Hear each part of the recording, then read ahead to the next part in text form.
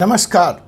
4C supreme law partners के इस नए कानूनी एपिसोड में एक बहुत महत्वपूर्ण मुकदमा लेकर मैं advocate doctor Ajay Kumar Pande supreme court of India आपके समक्ष पेश हूँ। बड़ा ही अहम मसला है। आपने किसी को पैसे दिए या आपको किसी को पैसे देने हैं और आप वकील साहब के पास जाते हैं और कहते हैं कि मामला ऐसा ऐसा ऐसा ऐसा है, और वकील साहब यह फरमाते हैं कि जनाब यह पैसा भूल जाओ। यह पैसा, आप पूछते हैं क्यों भूल जाऊं, पैसा दिया है, पूरा सबूत है। वो कहते हैं इसमें लिमिटेशन पीरियड आ गया, आप देर से जगे, इसलिए ये पैसा अब रिकवर नहीं हो सकता है। अक्सर आपको ऐसे सलाह आपको वकील साहब से मिले होंगे, या उल्टा चलें कि आपको पैसा देना है किसी का और उसने आपको नोटिस भेजा और वकील साहब के पास आप गए, आप बोले सो जाओ यार, मस्त रहो, ये पैसा नहीं बनता, वो लेट हो गया, वो लिमिटेशन पीरियड आ गया और इसलिए ये डेब्ट बार है। तो देखिए, इस बारे में सुप्रीम कोर्ट में हाल में एक मैटर आया। सवाल क्या है? सवाल ये कहता है, सुप्रीम कोर्ट इस केस में जिसका उत्तर ढूंढ रहा है, बड़ा सिंपल सा सवाल है, समझिएगा ध्यान से। सवाल नंबर 1 कि जो देनदारी है, जो डेब्ट है, वो क्या लिमिटेशन एक्ट आ जाने से जीरो हो गई? और अगर वो जीरो नहीं हुई तो मैं सूट तो फाइल ही नहीं कर सकता। वकील साहब कह रहे हैं भाई लिमिटेशन एक्ट आ गया, मैं तो सूट फाइल कर ही नहीं सकता। तो फिर ऐसे डेब्ट का जो कागज पे है, जो रिकवर ही नहीं हो सकता, उसका मैं क्या करूं? तो इस वीडियो में हम यही बात करने वाले हैं कि आपके मरे हुए पैसे की रिकवरी कैसे होगी, इसकी रिकवरी संभव भी है या संभव नहीं है। सिंपल आपकी भाषा में अगर बात करूं तो मरे हुए पैसे की रिकवरी कैसे होगी, संभव है नहीं है, कानून क्या कहता है, उसी तरह से आपकी देनदारी है तो उसके बारे में कानून क्या कहता है, वो व्यक्ति कितना सही है, कितना गलत है, अगर वो लिमिटेशन पीरियड के बाद पैसा मांग रहा है। तो इसी मुद्दे पर आज बात होगी इस एपिसोड में।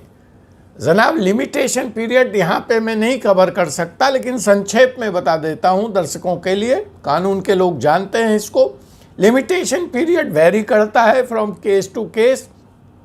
30 दिन से लेकर के 10 या 12 साल तक का लिमिटेशन पीरियड है फॉर वेरियस पर्पस। लेकिन अगर हम यहाँ पैसे की बात करें, अकाउंट्स की बात हम कर रहे हैं, तो इसमें 3 साल का लिमिटेशन पीरियड है। तो मसलन किसी व्यक्ति को आपने पैसा दिया है और या उसने आपसे लेना है और वो 3 साल तक सोया रहा, तो कानून यहाँ पे स्पष्ट है कि आप सिविल सूट फाइल नहीं कर सकते। रिकवरी के लिए सिविल सूट कोर्ट में आप फाइल नहीं कर सकते, क्योंकि आपका केस लिमिटेशन पीरियड के द्वारा बार हो गया। अब यहाँ पर जो महत्वपूर्ण सवाल उठता है कि चलिए मैंने मान लिया कि लिमिटेशन पीरियड के तहत मैं सिविल सूट फाइल नहीं कर सकता, तो क्या यह माना जाए कि यह जो डेब्ट है वो जीरो हो गया, वो नलीफाई हो गया? जवाब है नहीं। बहुत सारे जजमेंट हैं इस पर, उसकी चर्चा करूंगा आगे। तो दूसरा सवाल यहीं से निकलता है कि अगर यह जीरो नहीं हुआ और मैं सिविल सूट भी फाइल नहीं कर सकता, कानून मुझे इसकी इजाज़त नहीं देता, किसी कारणवश 3 साल से ऊपर का मामला हो चुका। देखिए, मैं बार बार कह रहा हूँ, ये लिमिटेशन पीरियड डिफरेंट केस में डिफरेंट है। यहाँ मैं 3 साल का एक उदाहरण ले रहा हूँ, ये आप समझ के चलिएगा। इमूवेबल प्रॉपर्टीज़ में कुछ और हो जाएगा, डिक्लेरेशन में कुछ और हो जाएगा, तो मतलब दैट्स डिफरेंट। अगर आप कहेंगे तो लिमिटेशन पीरियड पे फिर कभी एक और वीडियो हम बनाएंगे। तो यहाँ पे फिलहाल डेब्ट का क्या होगा, और डेब्ट अगर जीरो नहीं हुआ तो मैं उसको रिकवर कैसे करूँगा। तो ऐसा ही एक सवाल यहाँ KP Khemka and another versus Haryana state industrial and infrastructure corporation का सुप्रीम कोर्ट के division bench KV Vishwanathan, justice KV Vishwanathan and justice Suryakant के अदालत में आया। जनाब, ये एक series of petition, bunch of petition आई Punjab and Haryana high court के फैसले के खिलाफ।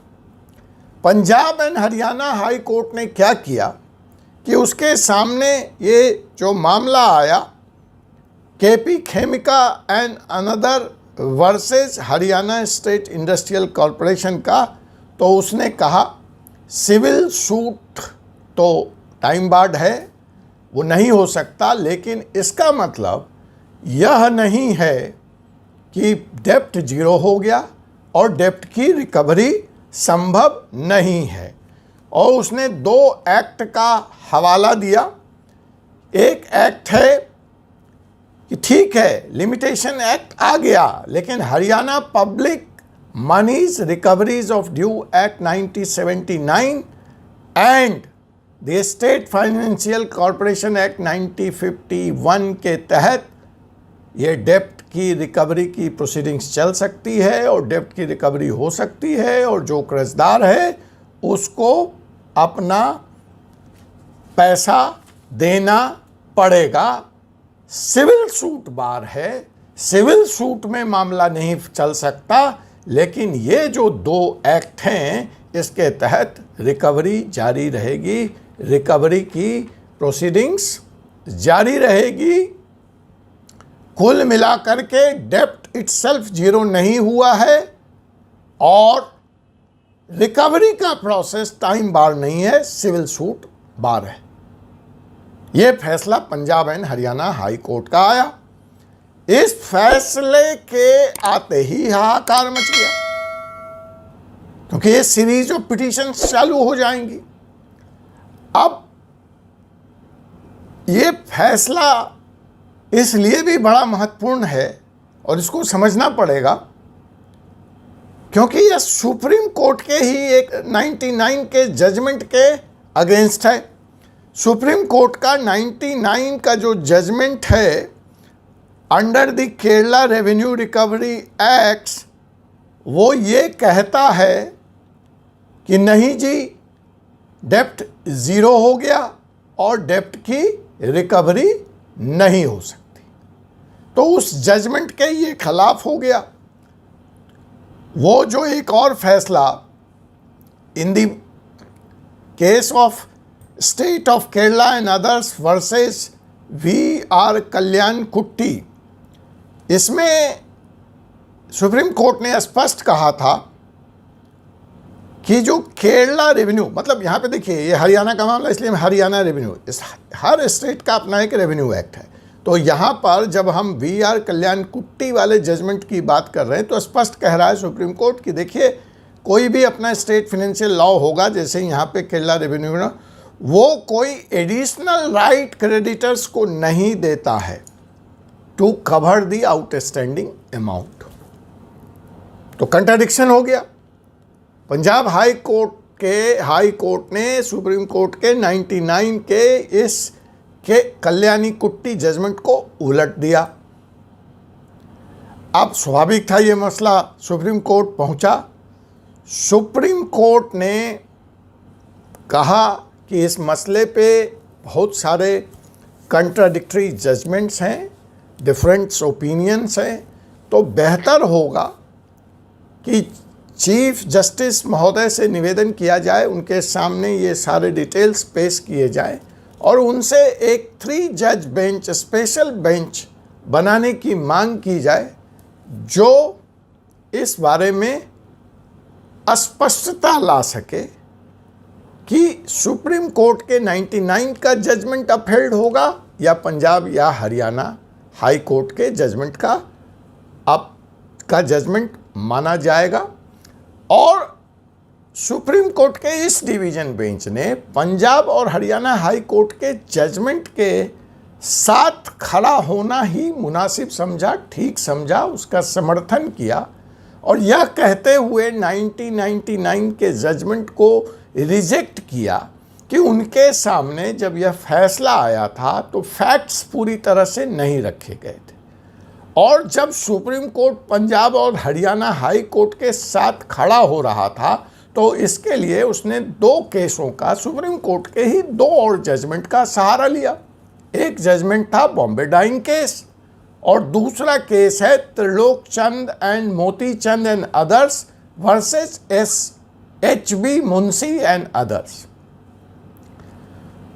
तो ये डिफरेंस ऑफ ओपिनियन है, इसलिए सुप्रीम कोर्ट ने कहा कि चलिए चीफ जस्टिस महोदय की अदालत में चलते हैं, उनसे निवेदन करते हैं, प्रतिवेदन करते हैं और इस बारे में क्या कानून हो, क्वेश्चन ऑफ लॉ फ्रेम कर दिया और चीफ जस्टिस के सामने यह मामला अब लाया जाएगा जहां यह चीज़ें स्पष्ट होंगी।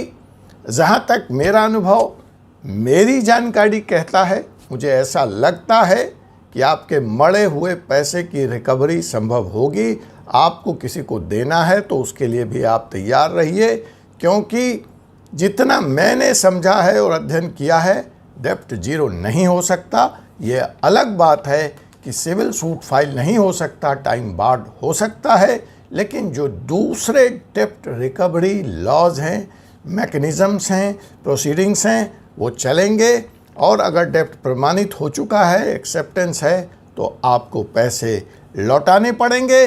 लेकिन इंतज़ार करते हैं हम चीफ जस्टिस महोदय के स्पेशल कॉन्स्टिट्यूटेड बेंच के फैसले का और अपने अगले लीगल एपिसोड का।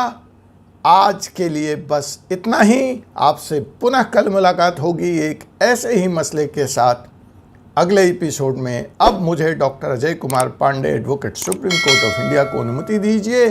जय हिंद, जय भारत।